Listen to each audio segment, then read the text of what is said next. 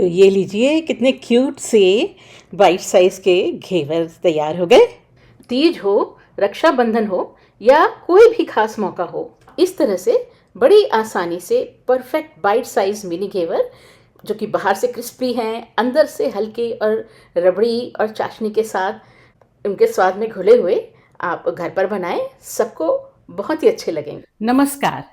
इस festival special series में आज मैं बनाऊंगी बाइट साइज मिनी घेवर। ये छोटे छोटे से क्यूट घेवर सर्व करने में तो बहुत कन्वीनियंट होते ही हैं, बनाने में भी बड़े आसान होते हैं। एक अच्छा जालीदार घेवर बनाने के लिए सही टेक्निक यूज करना बहुत जरूरी है।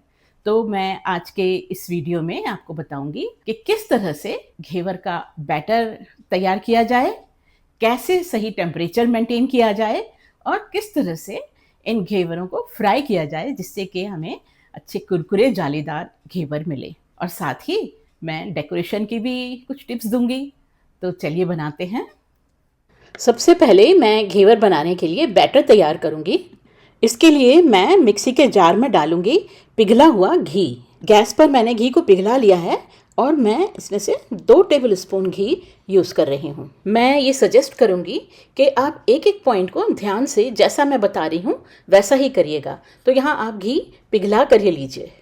अब हमें घी का टेम्परेचर डाउन करना है, तो इसके लिए मैं इसमें डाल रही हूँ आइस क्यूब्स। हमें कम से कम आइस क्यूब्स यूज़ करनी है, इसलिए मैं सारी एक साथ खूब सारी नहीं डाल रही हूँ। पहले मैं सिर्फ 3 आइस क्यूब्स डालूंगी। और मैं ये भी बता दूं कि मेरी जो ये आइस क्यूब्स फ्रिज में जमती हैं ये थोड़े छोटे साइज़ की होती हैं, तो अगर आपके बड़ी आइस क्यूब्स हैं तो आप 2 ही डालिए। मैं इस मिक्सी को चला के आती हूँ। इसे बहुत नहीं चलाना है, मैंने इसे सिर्फ आधा मिनट चलाया है। अब खोल कर देखते हैं क्या हुआ।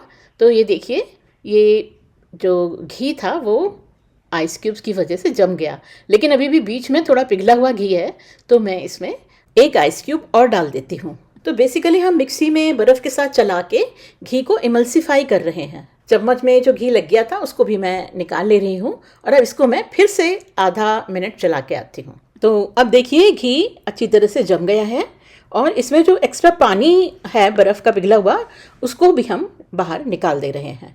वो पानी हटा देना है। इस तरह से हमने मिक्सी में घी को फेंट लिया बर्फ़ के साथ, और इसका जो टेक्सचर है ऐसा क्रीमी सा, ऐसा जमा मक्खन जैसा, इस तरह का स्मूथ सा हो जाता है।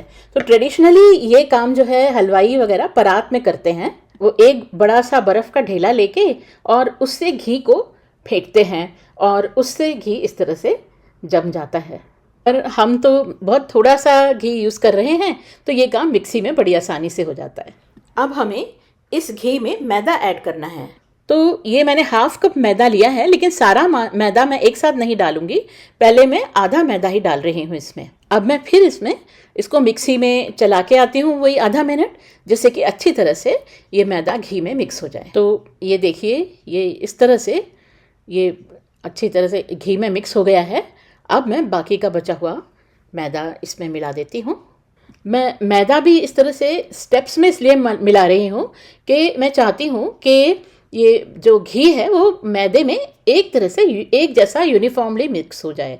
तो इसलिए अब ये मैंने डाल दिया मैदा इसमें। अब इसमें डाल देती हूँ 1 टेबल स्पून बेसन। ये बेसन ऐड करने से घेवर और भी अच्छा बनता है। अब मैं इसको फिर से मिक्सी को चला के आती हूँ। तो अब ये लीजिए, हमारा घी और मैदे का मिक्सचर तैयार है। देखिए, ये उसी तरह का हो गया जैसे हम मैदे में मोइन डालते हैं ना, तो ऐसा ऐसा क्रम्बली सा इसका टेक्सचर आ गया है। ऐसा ही क्रम्बली टेक्सचर आना चाहिए। तो अब हमें इसका बैटर बनाना है। तो बैटर बनाएंगे पानी मिला के। मैंने ले लिया है 1 कप चिल्ड वाटर। आधा कप मैदा के लिए 1 कप पानी चाहिए, और ये पानी भी मैं एक साथ नहीं डालूंगी। पहले थोड़ा सा पानी डाला, अब इसको चला के आऊँगी मिक्सी को। पहले इसमें थोड़ा सा पानी इसलिए डाल के चलाते हैं कि ये अच्छी तरह से पूरा मिक्स हो जाए और बिना गांठ का अच्छा सा मिक्सचर बन जाए। और ये देखिए, ऐसा एक इसका यूनिफॉर्म पेस्ट बन गया ना। अब बाकी का पानी मिला के फिर से हम एक बार मिक्सी चला लेते हैं। हाँ, इसमें मैं 1 टीस्पून नींबू का रस भी डाल देती हूँ। अब मैं इसे फिर से एक बार मिक्सी में चला के आती हूँ। वही बस 1 मिनट में ही मैंने मिक्सी चलाई है। बहुत ज़्यादा भी मत चलाइएगा वरना पानी अलग हो जाएगा और इसमें मक्खन सा अलग निकल के आ जाएगा। तो अब ये देखिए ऐसा पतला पतला सा बैटर बनके तैयार हो गया है। हमको इसी तरह का बैटर चाहिए था। अब इस बैटर को मैं एक बार छन्नी से भी छान लेती हूँ, जिससे कि अगर कोई भी लंप इसमें हो तो वो भी निकल जाए। तो बस अब हमें एक स्मूथ बैटर मिल गया है। अब इस बैटर को मैं फ्रिज में रख देती हूँ, क्योंकि हमें घेवर फ्राई करते टाइम बिल्कुल चिल्ड बैटर चाहिए। ये मैंने एक पॉट में आधा कप चीनी ले ली है। इससे मैं चाशनी बनाऊंगी घेवर के लिए। इसमें डाल दिया 1/4 कप पानी। अब इसको पकने के लिए छोड़ देती हूँ जब तक कि चीनी अच्छे से घुल ना जाए। फिर चेक करते हैं। अब ये 3-4 मिनट हो गए हैं और चीनी घुल गई है। हमें कोई ऐसे तार वाली चाशनी नहीं चाहिए, फिर भी एक बार मैं चेक करके देखती हूँ। तो ये देखिए, जब मैं थोड़ी सी चाशनी को अपने उंगली और अंगूठे के बीच में इस तरह से कर रही हूँ तो पूरा एक तार नहीं बन रहा, बस हमें ऐसे ही कंसिस्टेंसी चाहिए। अब मैं इसमें डाल देती हूँ 1 टीस्पून नींबू का रस। इसकी वजह से चाशनी जब ठंडी होगी तब भी क्रिस्टलाइज नहीं होगी, जमेगी नहीं। बस अब गैस बंद करके इस चाशनी को मैं ठंडा होने के लिए रख देती हूँ। अब मैं बनाऊंगी घेवर के ऊपर डालने के लिए झटपट रबड़ी। तो यहाँ पर मैंने ले लिया है 100 ग्राम खोया मावा को मैंने अच्छी तरह से तोड़ लिया था। अब इसमें मैं डाल दे रही हूँ 1 कप दूध। तो ये पहले से उबला हुआ दूध है, तो मैंने इसको मावे के ऊपर डाला है। अगर आपका कच्चा दूध हो तो आप पहले दूध को बॉईल करके फिर उसमें मावा ऐड करिएगा। और अब मैं इन दोनों को मिक्स करके अच्छी तरह से पका लेती हूँ जब तक कि ये मावा घुल ना जाए। इसमें मैं चुटकी भर केसर के धागे भी डाल देती हूँ, तो थोड़ा इसमें केसर का फ्लेवर भी आ जाएगा। ये ऑप्शनल है, आप डालना चाहें तो डालिए। अब इसको फिर हम पकाते हैं। तो ये देखिए 5 मिनट में ही ये कितना अच्छा गाढ़ा गाढ़ा हो गया और हमारी रबड़ी ऑलमोस्ट रेडी ही है। आपको अगर मेरा वीडियो अच्छा लग रहा हो तो लाइक का बटन तो दबा ही दीजिए और फ्रेंड्स और फैमिली के साथ मेरे वीडियो को शेयर भी कर दीजिए। अब रबड़ी तो मीठी ही अच्छी लगती है, तो इसमें मैं डाल दे रही हूँ 2 टेबलस्पून चीनी। तो दूसरे टेबल स्पून से मैंने ज़रा सी चीनी रोक ही ली है, इससे ये हल्का मीठा ही रहेगा। अब मैं इसमें एक्स्ट्रा खुशबू के लिए डाल देती हूँ 1 टीस्पून गुलाब जल। ये भी ऑप्शनल है, अगर आपके पास हो तो डाल दीजिए। अब चीनी भी घुल गई है तो मैं गैस ऑफ कर देती हूँ और इसमें डाल देती हूँ इलायची पाउडर। आधा टीस्पून होगा इलायची पाउडर बस। अब देखिए, अभी आपको देखने में ये थोड़ी पतली लग रही होगी, लेकिन रखे रखे ये बिल्कुल गाढ़ी सी हो जाएगी। तो हमारी रबड़ी भी तैयार हो गई। अब हम इसे भी ठंडा करने के लिए रख देते हैं। अब मैं फ्राई करूँगी घेवर। इसमें अब आप डाल दीजिए घी या तेल, आपको जिसमें भी फ्राई करना है। तो ये मोल्ड्स जो हैं हर एक को सिर्फ आधा आधा भरिए, ऊपर तक मत भरिए। तो इस तरह से मैं सब में डाल दे रही हूँ और अभी गैस मैंने हाई पर करी हुई है, जिससे कि घी तेज़ गर्म हो जाए। मैंने आधा बैटर एक छोटे बोल में निकाल लिया है। इस बैटर को बिल्कुल ठंडा रहना चाहिए, तो जब हम ठंडा ठंडा बैटर इस गरम तेल में डालेंगे तो जालियाँ बनती हैं। इसलिए मैं इसको रख लेती हूँ आइस बाथ में। एक बोल में मैंने बहुत सारे आइस क्यूब्स ले लिए हैं और अब इसके ऊपर ही मैं ये रख लेती हूँ। इससे बैटर ठंडा ही रहेगा, गर्म नहीं हो पाएगा। एक बार जब तेल गर्म हो जाए तो आप गैस को हल्का कर दीजिए और अब हम कुकिंग जो है मीडियम और लो पर ही करेंगे। अब एक छोटा चम्मच लेके मैं थोड़ा थोड़ा सा बैटर इस तरह से देखिए ऊपर से इसके ऊपर टपकाऊंगी। आधा चम्मच या 1/4 चम्मच, क्योंकि ये हमारे ये जो मेरा मोल्ड है ये थोड़ा छोटे साइज़ का है, तो इसमें तो मैं बस बिल्कुल 1/4 चम्मच ही डाल रही हूँ। ऐसे ज़रा ज़रा सा बैटर इसमें डालेंगे। और देखिए, पहले शुरू में ये एकदम ऐसे उफनता सा है और झाग सा बन जाता है, लेकिन उसके बाद जैसे झाग बैठता है तो मैं फिर से बैटर उसमें डाल दूँगी। तो इस तरह से देखिए, इन सब पे जैसे जैसे झाग बैठ जाता है अब फिर से ऐसे ही थोड़ा थोड़ा बैटर डालना है। तो इससे आप देखेंगे कि जब गरम तेल में बैटर हम डालते हैं तो इसमें जालियाँ सी बन जाती हैं। इसमें हमें धीरे धीरे थोड़ा थोड़ा करके ही बैटर डालना है। अगर हम इकट्ठे ही खूब सारा बैटर एक साथ डाल देंगे तो तेल का टेम्परेचर डाउन हो जाएगा और जालियाँ नहीं बनेंगी। इसलिए हमको इस तरह से पेशेंस की बहुत ज़रूरत है और ऐसे ही हम धीरे धीरे बिल्कुल हाइट से बैटर डालेंगे और जब उसका झाग कम हो जाएगा फिर जाके हम दूसरा बैटर डालेंगे। कई बार बैटर डालना है जिससे कि ये थोड़ा सा अच्छा थिक हो जाए, और थोड़ी सी तो मोटाई होनी चाहिए घेवर की, तो इसलिए इसमें हम कम से कम 5-6 बार तो इसी तरह से बैटर डालेंगे। अब बीच में ज़्यादा आंच लगती है तो बीच का जल्दी सिक जाता है, इसलिए थोड़ा थोड़ा सा मैं इसको बीच बीच में इधर उधर सरका ले रही हूँ जिससे सब जगह हीट लगे। 3-4 बार बैटर डालने के बाद मैं एक चॉपस्टिक या आप कोई भी ऐसी स्टिक ले लीजिए, उससे बीच में इस तरह से छेद सा कर दीजिए। इससे ये जो है बीच में से भी अच्छे से ऑयल ऊपर आएगा और ये बैटर अच्छी तरह से जो घेवर है बीच में से भी सिकेगा, वरना साइड साइड से सिक जाएगा और बीच में से कच्चा रह जाएगा। तो इस तरह से सबको बीच में से ऐसे थोड़ा सा यूँ करके छेद कर दीजिए इसमें। अब फिर इसमें बैटर डालेंगे, तो अब वो ये जो बीच में हमने छेद बनाया है वहाँ से ही बैटर डाल देते हैं। तो इसी तरह से और 2-3 बार बैटर डाल के हम इसको पका लेते हैं।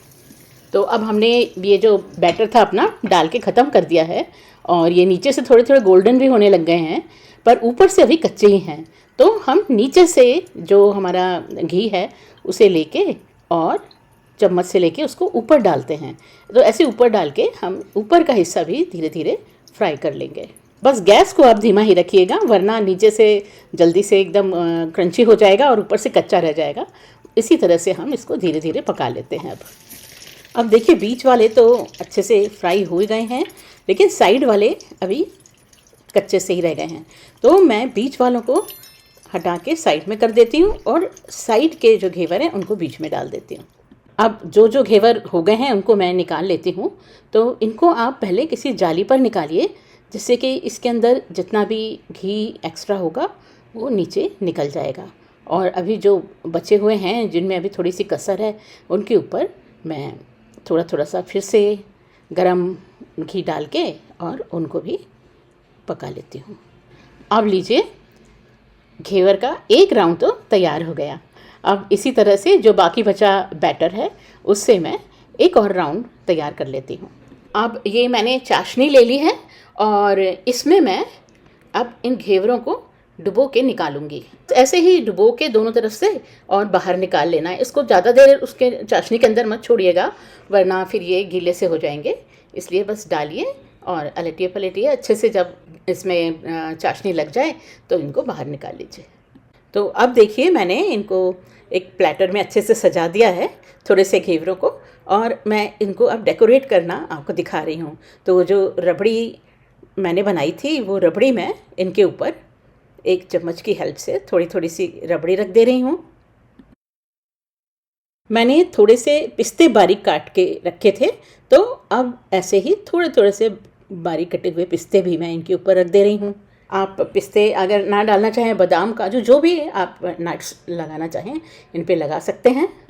अब मैं इनके ऊपर रख दे रही हूँ थोड़ी सी गुलाब की पंखुड़ियाँ। मेरे पास सूखे गुलाब की पंखुड़ियाँ हैं, तो वो मैं इनके ऊपर रख दे रही हूँ। अब मैं इनके ऊपर लगा दे रही हूँ थोड़ा थोड़ा सा चांदी का वर्क। इनसे ये बहुत ही सुंदर लगने लगते हैं। आप जैसे चाहें इनको डेकोरेट कर सकते हैं अपने हिसाब से। तो ये लीजिए कितने क्यूट से बाइट साइज के घेवर तैयार हो गए। तीज हो, रक्षाबंधन हो या कोई भी खास मौका हो, इस तरह से बड़ी आसानी से परफेक्ट बाइट साइज मिनी घेवर जो कि बाहर से क्रिस्पी हैं, अंदर से हल्के और रबड़ी और चाशनी के साथ उनके स्वाद में घुले हुए आप घर पर बनाएं, सबको बहुत ही अच्छे लगेंगे। अब मैं इसका एक पीस ट्राई करके देखती हूँ।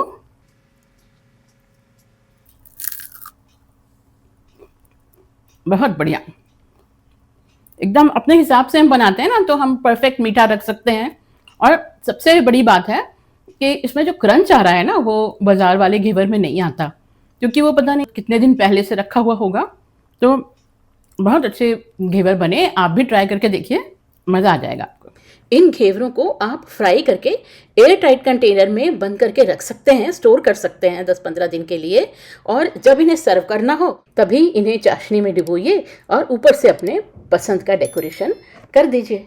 मैं आगे और भी फेस्टिवल स्पेशल रेसिपी शेयर करूंगी, तो अगर आपने अब तक मेरे चैनल को सब्सक्राइब ना किया हो तो सब्सक्राइब ज़रूर कर लीजिए, जिससे कि आपको उनका नोटिफिकेशन मिलता रहे।